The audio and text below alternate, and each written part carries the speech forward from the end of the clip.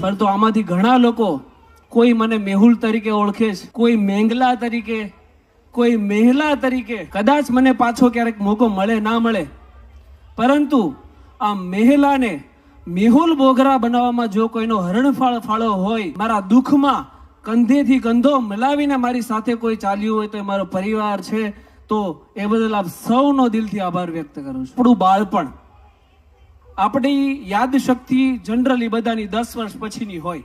બાળપણ કોઈને યાદ હોતું નથી, અને એટલા જ માટે ઘણીવાર આપણે આપણા માતા પિતાને આ સંબોધન કરતા હોય છે, જાણતા અજાણતા. મને જન્મ આપવા માટે જણા જાણે કેટલી રાતના ઉજાગરા કર્યા હશે, કેટલી પીડા, કેટલી વેદનાઓ સહન કરી હશે. જ્યારે એક સંતાનનો જન્મ થાય ને, ત્યારે બાળક ગર્ભમાં હોય ને, ત્યારથી જ માતા પિતા એમની સાથે લાગણીથી જોડાઈ ગયા હોય, એમને એક સપના સેવ્યા હોય.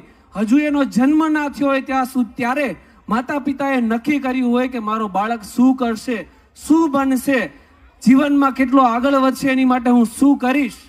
એટલે એ લાગણી જ્યારે હું આજે અનુભવતો હોય, ત્યારે દિલથી મારા માતા પિતાએ મને જે ભણાવ્યો ગણાવ્યો છે, વકીલ બનાવ્યો છે ને, આજે જે મેહુલ બોગરા બન્યો છે, એ માટે માતા પિતાનો આપનો પણ દિલથી આભાર વ્યક્ત કરું.